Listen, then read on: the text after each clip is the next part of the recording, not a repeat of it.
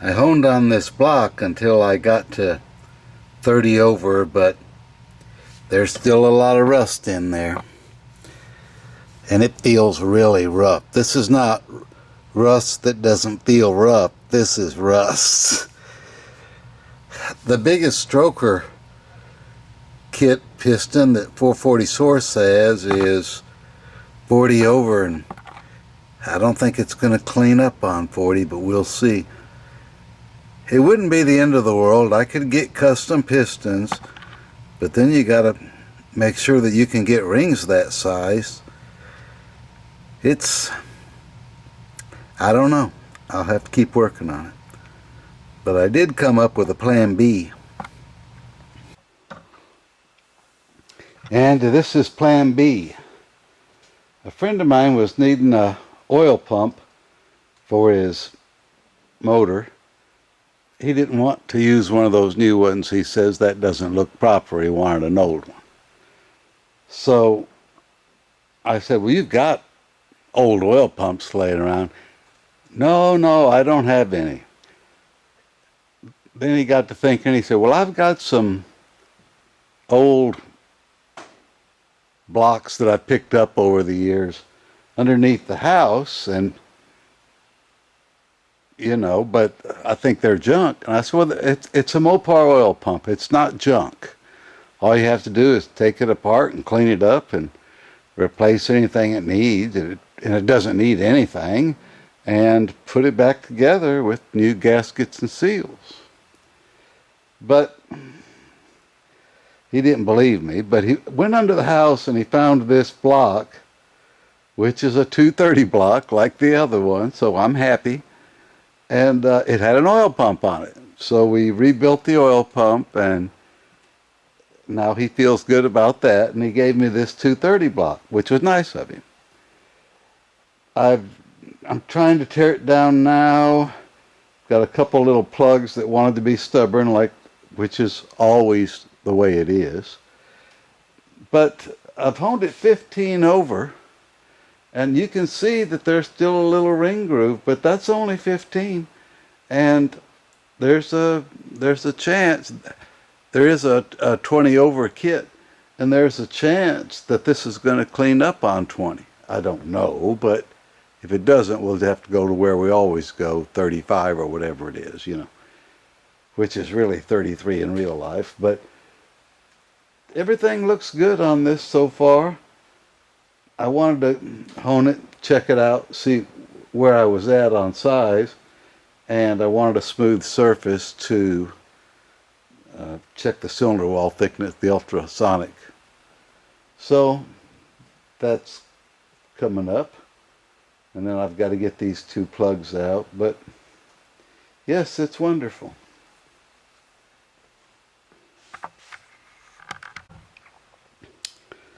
So I've got all the plugs out of it except two of these very stubborn. It's not that they're that stubborn. What it is the size of it and the shape of the block, the way it's in the hole, so to speak. The size of this is like 13/32 square. Well, I can't find a 13/32 square socket anywhere, and I've spent a lot of time looking. Not a 4-point socket. You can drive a 12-point on there, but all that does is rounds it off because these are in here tight. They've been in there 54 years or whatever it is. So I bought one of those induction heaters like I used on the last ones. And I got one of these 8.7/16, like one of the guys on the forum said, will work. I don't believe it will. I believe it's just going to round it off, I don't even think it'd work if that was a new plug that size. I need a 13/32 4-point socket. That'll fit right on there and let you have some power to turn with. I don't know why Mopar put that in there, but I've got to live with it every time. So I'll get this induction heater going, and we'll see if it'll work.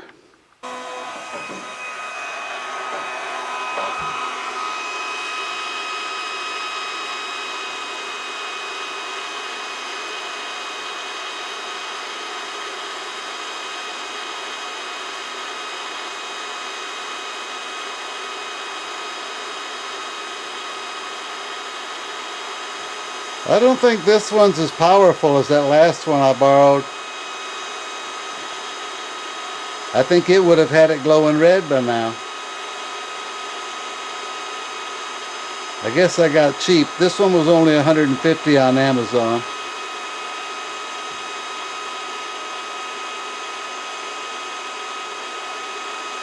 Is it ever going to glow red?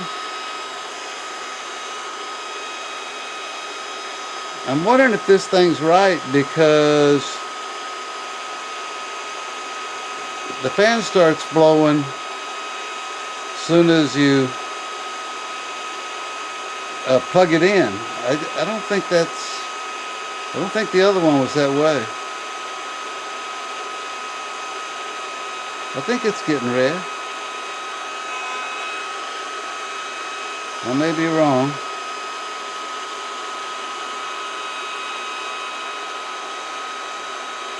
You know, in that last block, a couple of those were stainless, and these don't work on stainless. Yeah, we're glowing red now. I had to go to town and get a stainless nut and weld on there with a stainless rod. Yeah, we're glowing red. I'm happy.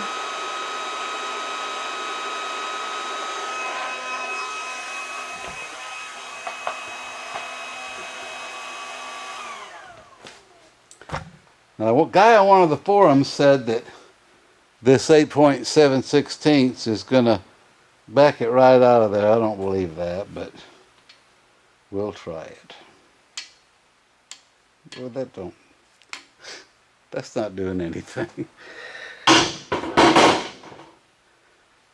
We'll see if this will do it. It sure wouldn't before the induction heater, that's for sure.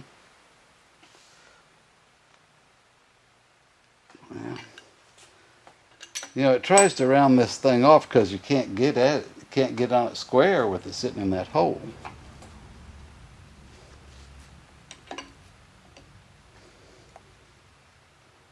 And the pipe wrench is the same way.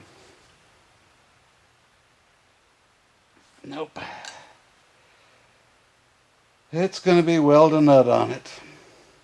But if I could get a 4.1330 where I could put some stuff on it right now, I believe I could get it out. I think that induction heater works. We saw it work last time.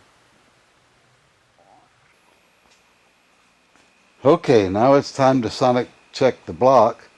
But in the last video, remember I told you I wanted to calibrate this thing, but I needed a piece of material to calibrate it with, you know, something exactly like we're testing. So what I did was I cut a ear off of a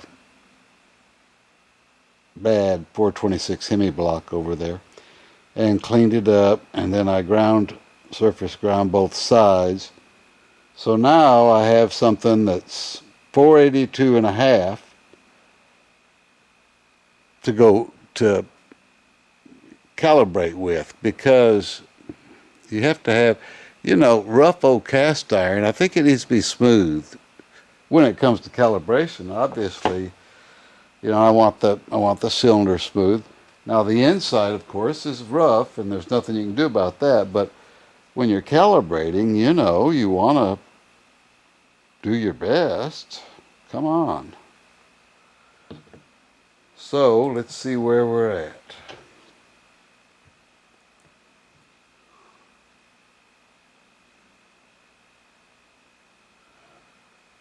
$482.5.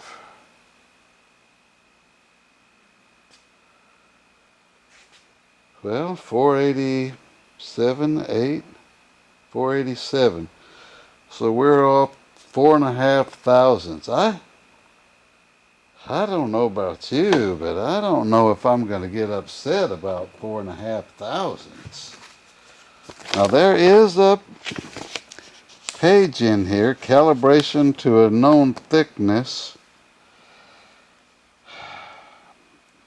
I don't know. You think I should do that for 4.5 thousandths? Well, let me do some ciphering about that. I'm happy with 4.5 thousandths. It says, well, I'll read this up. By the way, when I was trying to take out those plugs a while ago, when I loaded that into the computer to make a video, and you watch it, and when I was taking that induction heater off of there, only the head of the plug was red. I thought, well, it needs more heat. That heat needs to travel down in there, I'm sure it was heating up the whole plug, don't get me wrong, but I want the heat to travel down to the threads, where it can do its work. Making the head hot isn't what we're trying to do here. We're trying to get the plug out.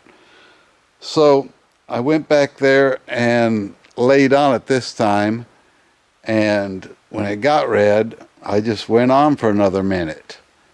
And luckily, I got both plugs out. So I still want a 13 32nd square socket, but for today, it did good, and I feel like I got my $150 worth.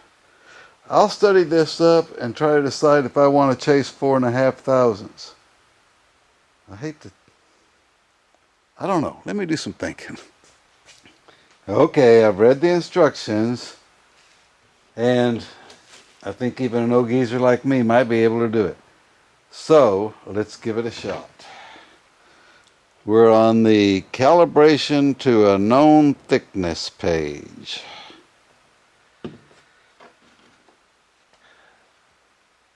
All right, we're supposed to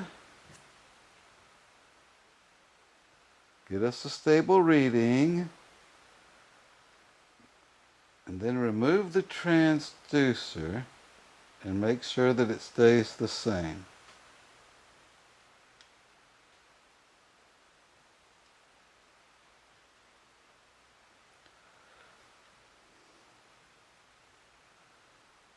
Well, now I'm getting weird measurements. I wonder if I got too much gooey on here. I was just trying to be overly cautious, Okay. 487, right where we were. Now, remove the transducer. Okay, and it stayed on 487, so it means everything's wonderful. Press the calibration key. The N or MM symbol should begin flashing. That's working fine. Use the up and down arrow keys to adjust the displayed. Okay. This is easy. Okay, we're going to 483 because 482.5 is our number. Press calibration key again. The N symbol should begin flashing, and they are. Now displaying the sound velocity. Well, I don't need to know the sound. Press calibration key once more to exit the calibration mode. See, that wasn't bad. I feel like a whiz now. I'm an electronics guru. Now retest and see if it says 483 or whatever it is.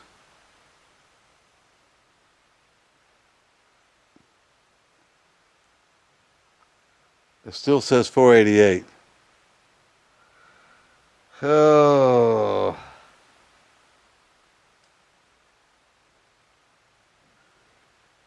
Do you think I did a step wrong? Let's shut down and start back up. I felt so good. I thought we were really getting there.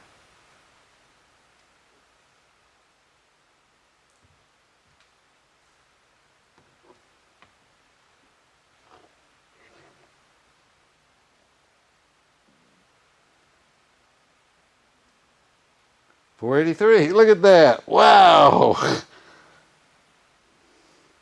I guess you need to turn it off and turn it back on. Wow, I'm so happy.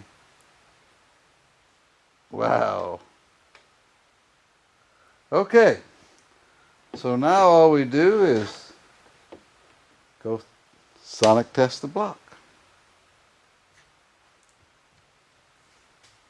But I don't think you're going to get that out of me today because I've already stood up long enough.